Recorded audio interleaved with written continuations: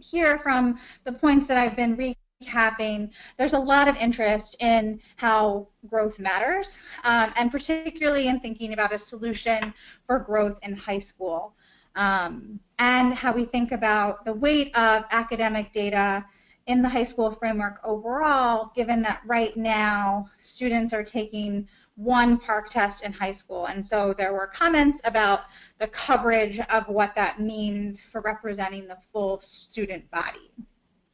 One of the other points that has been raised that we're looking into further is the concept of differential weighting. So we know that different schools have different groups of students, and that moving students who are already at that 4 and 5 level is different than moving students at that lower level. And so we may want to consider both how we account for credit for moving students at different levels, but also the overall weighting of growth and performance, and how a school that is progressing more or less on one or the other may have a metric weighted differently. And so we're looking into what may be possible there and allowable under the regulations. Before I move on to the next domain, I wanted to see if there were any questions on this academic achievement section. If you do have questions, you can either type them into the question box that is part of your webinar or put them in the chat box.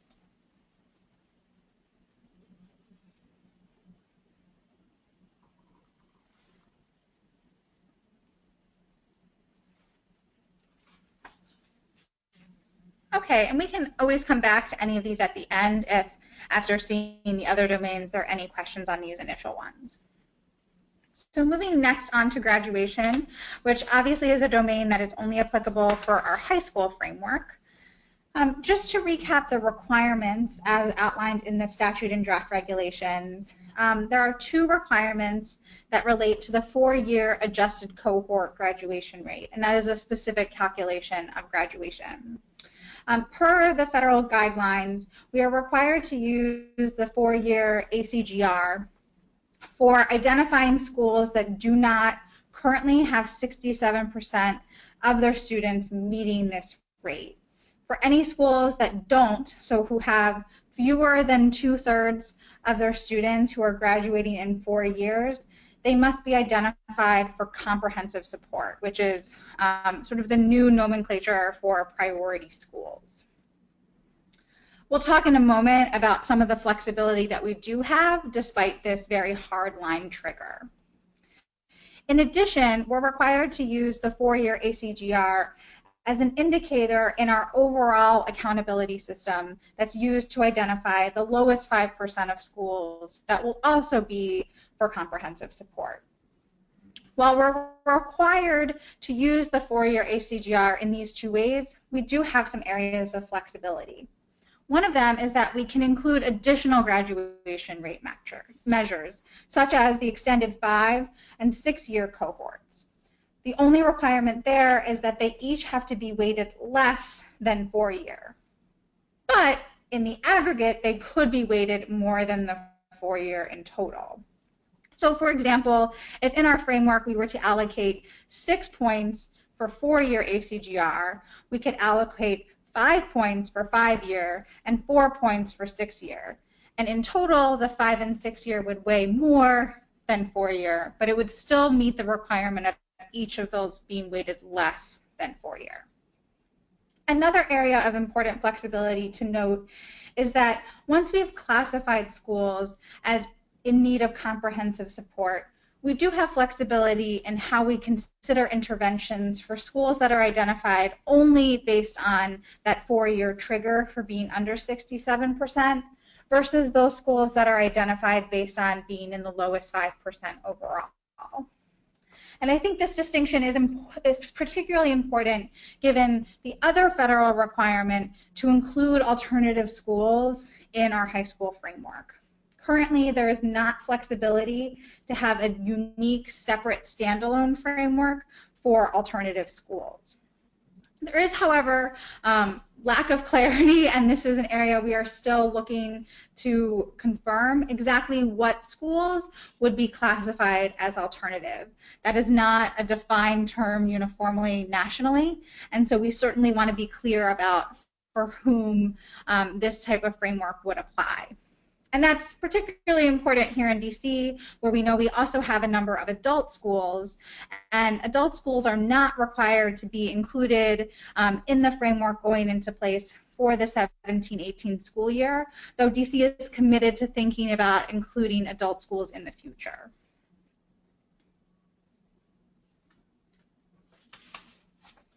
So given the 67% requirement for identification and comprehensive support, we just wanted to take a moment to share exactly what this would mean for DC schools. So you can see that over time, the number of schools that would have been identified based on this trigger has gone down.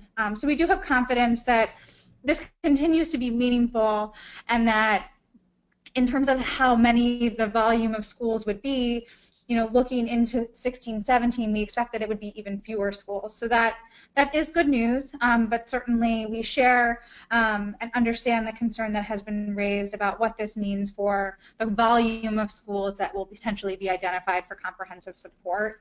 And it is an area that OSSE submitted comments on initially to the federal government. So some of the key points that I haven't covered yet in terms of the feedback that we received during the presentations and focus groups on graduation rate were the importance of considering the stability of measures. So one of the other indicators that we had raised as a possible measure was looking at year-over-year growth for 4-year ACGR. And while growth for other measures was of high interest, we heard quite a bit of concern in this type of measure because of the fact that there are such changes year to year in both total number of students in a cohort as well as in the number of students in particular subgroups. And so just given that there's already so many factors that are looking at graduation rate, the feedback was to not include year-over-year growth.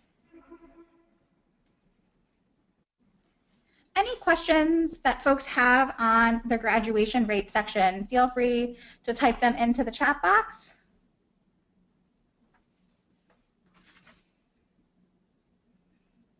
Okay, we will move on to English language proficiency.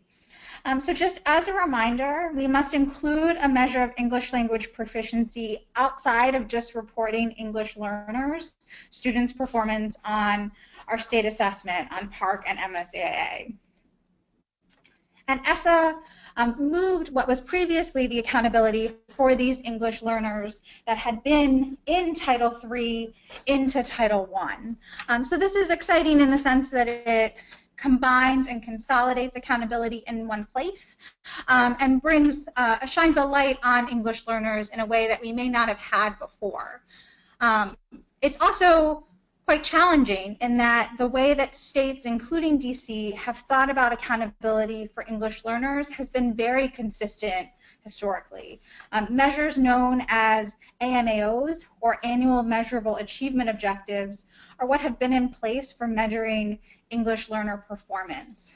And while there are other measures in accountability that states had an opportunity to experiment with under ESEA waivers, English learners proficiency was not one of them. And so right now, the development of our accountability system under essa is really the first time that states nationally are thinking about a different and better way to calculate how students are learning English. And so in DC, we've started to look at what this means for our data, and the current assessment that we give in DC to measure English language proficiency is the Access for ELS 2.0 assessment. And this is the assessment administered to states that are part of the WIDA consortia, which is the consortium that DC is a part of. And so we first look to see what we are currently experiencing in terms of distribution across access levels, just to make sure that we did in fact have an even distribution, and that if we were to be looking at something like students meeting a mark of proficiency and a mark of growth, that we had variation in terms of starting points. And so in looking at our historical data, we were able to see that pattern. We also wanted to look into a question that's been raised nationally about whether or not students in earlier grades are more likely to gain proficiency at higher rates.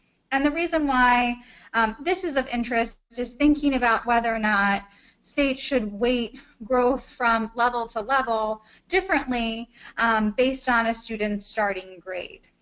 And in looking at our data, I think we generally saw this hypothesis pan out, but with some nuances that we may not have predicted. So we can see here that in particular, the middle grades are gaining proficiency at lower rates in grades 6 through 8, and then spiking again in 9th grade. And so, as often is the case when you look into one research question, this then gave us new research questions because there are lots of reasons for why we might be seeing this dip in middle school. One of the likely reasons may be because students who are still in and receiving English support in middle school may have been receiving it for several years, and so many students often exit as they are leaving elementary school. There may then be new students who are coming in at the beginning of high school that have not necessarily been in the system as long.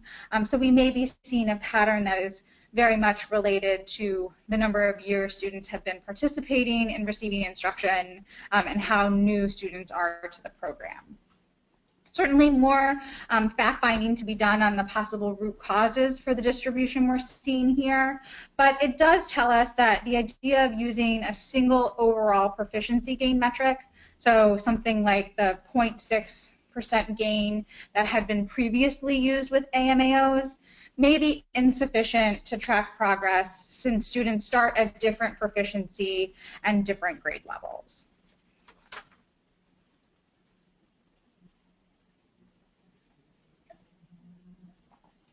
So based on this research and our conversations to date, some of the things that we are focusing on are making sure that when we are looking at the English language proficiency domain, we're considering measures of both growth and performance. And we may want to, based on the research we were just showing you, consider adjusting the proficiency gain metric for different grade levels and or starting access levels. A question was also raised about the use of this access test for accountability purposes, given that that may not have been the initial intended purpose of this assessment. And while we know that many states nationally are planning to use the assessment for this purpose, we are still following up with WIDA to clarify its position on this use case. Some of the other things we're looking into in ELP are modeling on goals, on exit criteria, and on N size. We'll talk a little bit later in the presentation about N size generally as a point for consideration, but just to point out, many of our schools don't have that many students that are taking this access exam. And so we have to think about both the intended consequences for the schools who do, as well as those who don't, since how points are allocated could have interesting and unintended consequences in how a school's overall rating falls. Any questions on English language proficiency before we proceed? Okay, excellent. We are going to move on to school quality and student success. As a reminder, this is a domain in the accountability system where the federal government has suggested that we include measures that give us a broader look at how schools are doing and that focus on differentiation and that give us an idea of everything in a school that is contributing to student learning.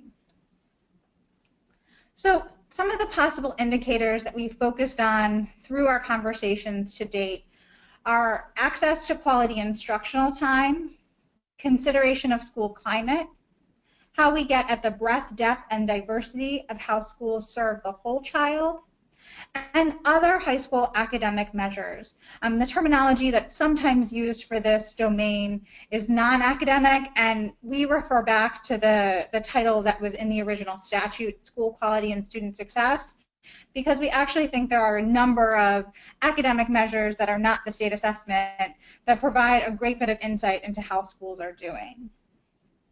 Well, these are the measures that we focused on so far. We haven't made any final decisions about exactly what measures will or will not be included in this domain, and are considering and modeling several different options.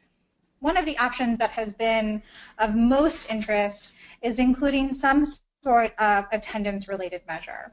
And we spent quite a bit of time at one of our focus groups walking through some data related to attendance measures, and we wanted to recap some of that information now, since it may not have been seen by you if you weren't at the previous focus group. So just to recap, right now in DC, many systems, meaning both the DC Public Charter Schools Performance Management Framework, as well as the DCPS 4040 framework, and the common reporting that's done through the equity reports, uses a measure known as in-seat attendance. And in-seat attendance looks at the percentage of enrolled students who are present or in-seat during a given period of time. We're also interested in considering a different measure that looks at the percentage of days each student misses or attends. And students who are chronically absent is often how you hear about this particular measure, and it means that those students are missing 10% or more of the school year, which equates to approximately 18 days. And this lost instruction has significant consequences that we'll get into in just a moment. And you can see that we could either positively orient or negatively orient this measure. Based on our conversations to date, there was much more interest in having a measure here that's positively oriented, so that we have a system overall that's driving states to improve on every measure. That having some measures that we want to go up and some measures that we want to go down could be confusing. So that is what we've heard so far. In terms of why we might use this second measure, what's very appealing is that it considers individual kids, and as you'll see in some of the summary data we're about to share, it's highly differentiated. So in instances where we might see all of DC schools clustered around a few percentage points for in-seat attendance, there's way more variation in what we see for chronic absenteeism.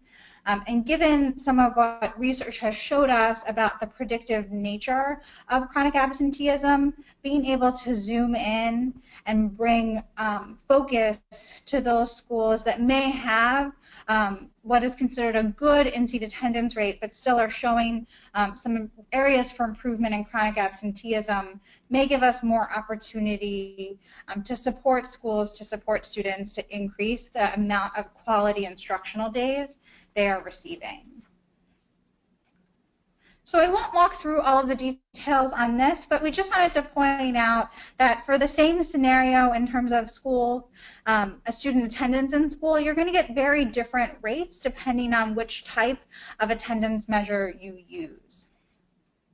And as I was suggesting, in looking at our data from DC specifically, we see quite a different distribution for in-seat attendance, which is very much clustered, versus chronic absenteeism, which is much more distributed.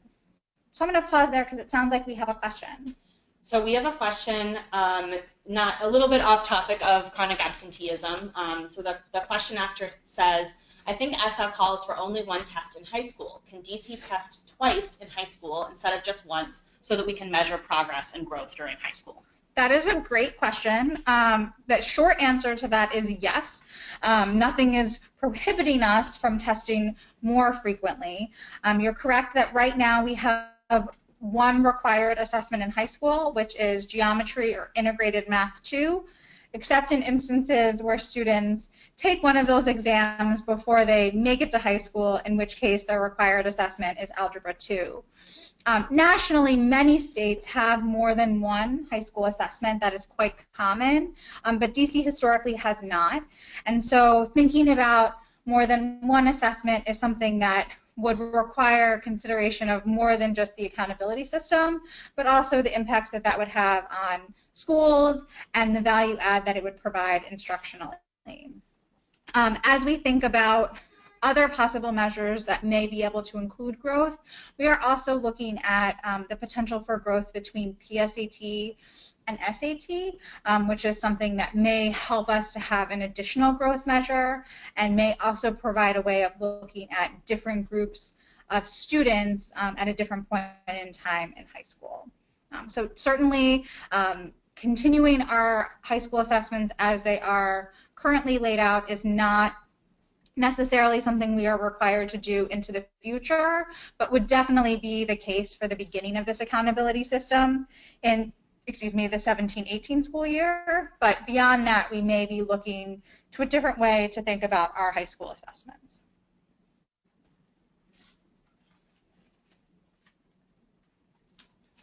And this scatter plot is just another way to look at the histogram that we were seeing on the last slide.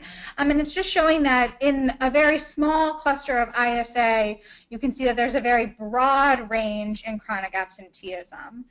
And we would certainly have an option for thinking about where we set points along the continuum for attendance, but this focus of attendance at the student level really gives us more insight into exactly what the distribution of our schools are, and it does get at that goal of differentiation that we've heard from the department with school quality and student success measures.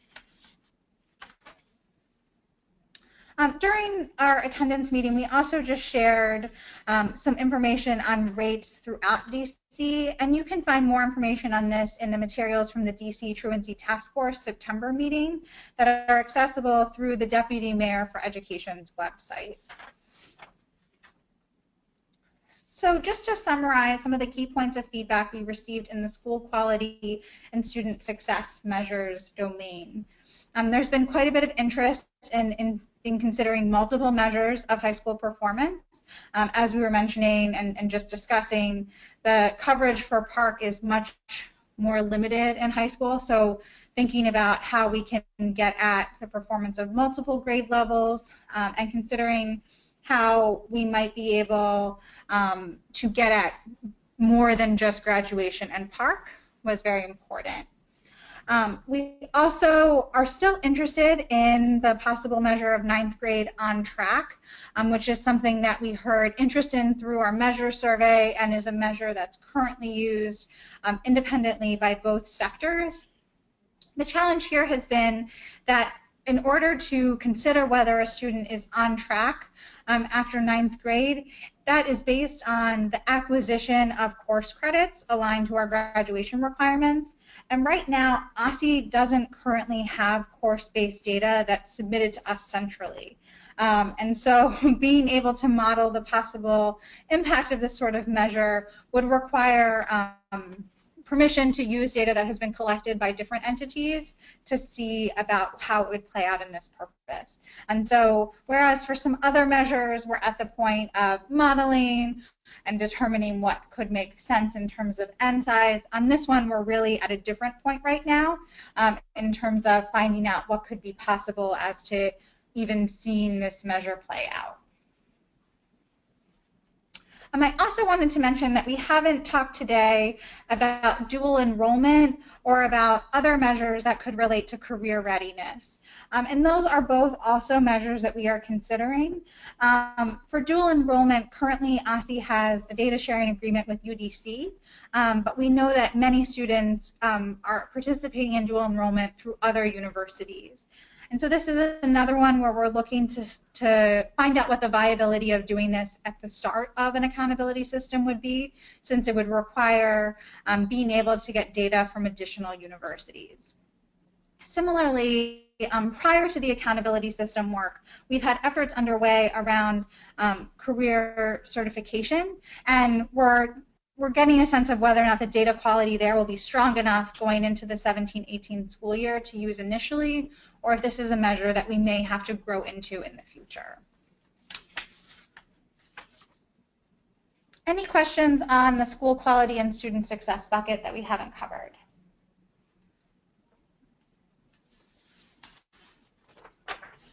Okay, I want to share some of the comments we've received sort of on the development of the framework overall, and some of these will sound familiar because they've come up in individual domains.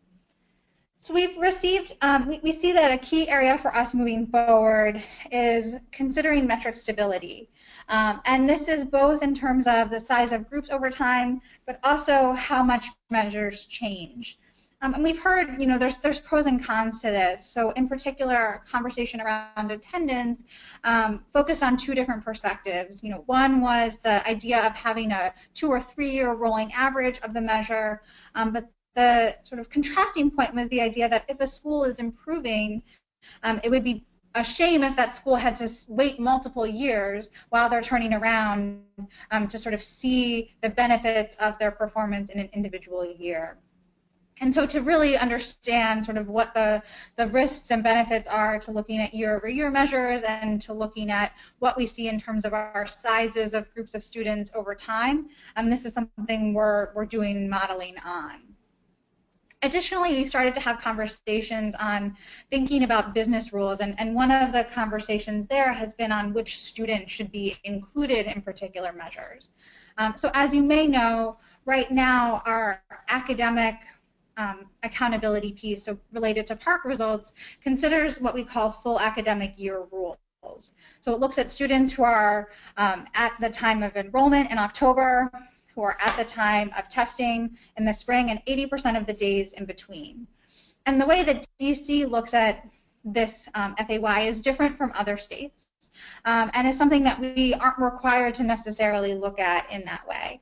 And so thinking about sort of at what point do schools have enough time with a student to have influence, and to think about also potential unintended consequences about incentivizing schools to take in students mid-year, those are things that we are keeping in mind. We also can think about which students are included differently for different measures. And so, for example, for an attendance measure, where a denominator would be the number of days a student is enrolled, it may be different to include students regardless of the number of days they're enrolled, because it would always be accounted for in the denominator that it's taken out of. We also, as we think about putting all of these different measures together within domains and within a framework overall, we're looking at how to allocate points, and as well as how to orient how those points are awarded. So I mentioned that we were thinking about differential weighting when it came to growth and performance, and that we could be setting floors and targets for how points are distributed. The last thing is that we haven't spoken in too much detail so far about the short and long-term school, LEA, and state level goals that have to be included in our system, and that is something we are working on moving forward and will share at future stakeholder meetings. Another key point as we look to modeling is really digging into N size. And as you may know, through ESSA, we have an opportunity to have a different N size than we've had historically, and that we can think about the minimum number of required students, that N size, differently potentially for accountability and for reporting. Currently, DC has used an N size of 25, and we may want to consider a way to bring that number down, but while also balancing the need for student privacy and ensuring that the number being used is fair for schools to be held accountable for. So here, just for illustrative purposes, we were looking at an N of 10, which is pretty low, just to see what that would tell us about our school's breakdown of racial and ethnic and other student groups. And you can see that based on this breakdown, which is looking at our 3 through 8 schools testing PARCC, that's where this data on specific groups of students comes from, that very few of our schools have 3 or more racial and ethnic groups, and only more than half of our schools only have 1. And so when we're thinking about how we incorporate specific groups of students or subgroups into the weighting of our accountability system, this is something that's really important for us to keep in mind. By contrast, we have many schools that have at least 10 students who are receiving services through special education, but only fewer than a quarter of our schools who have English learners. And again, this would impact both the English learners taking PARCC, but then we would see likely similar percentages, potentially even fewer, students who are participating in access and therefore would be subject to that English language proficiency domain. And we see similar, sort of questions about how we approach NSIs when we look at our graduation rate data. Here we looked at, what it would mean for various minimum N sizes, and you can see that the number of schools that we would have who would have a sufficient number of students to meet that minimum N size requirements varies quite a bit based on specific groups of students.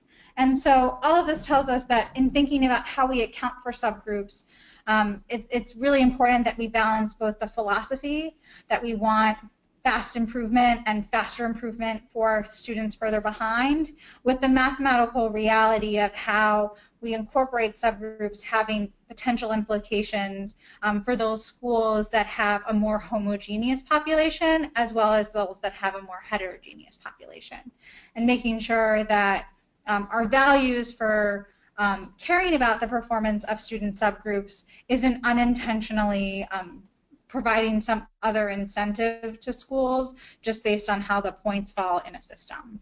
So it's something that we're being very cautious and thoughtful about. Do you have any other questions that have come in?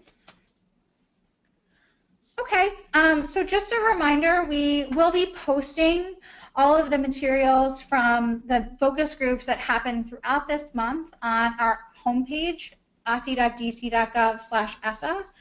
We actually are keeping our surveys open until Friday, November 4th. That's a week from today. You can access them from the same homepage. And to stay tuned for additional engagement opportunities, you can click on the engagement opportunities link on our website. You can see that there are some meetings for the community coming up this winter, and we'll be adding any additional dates for upcoming meetings on that location as well, and they'll be advertised in the LEA Look Forward. If you have any additional questions or comments on today's webinar, feel free to email us at osse.essa, E-S-S-A, @dc.gov, and we'd love to hear from you. Any final questions? We have a question about the slide that was shown a few slides ago around demographic diversity and showing some segregation within our schools, and questions about if there are any plans to discuss more integration in DC schools and how we would do that. So I don't think that that's the overt purpose of the accountability system, but we do think that the recognition of the fact that we may not be as diverse as some folks may have automatically assumed is very important, and that we certainly want an accountability system that gives schools an opportunity for credit regardless of the student population that they're currently serving. And so it's important for us to keep in mind the reality of the diversity and makeup of students that we see in our schools currently.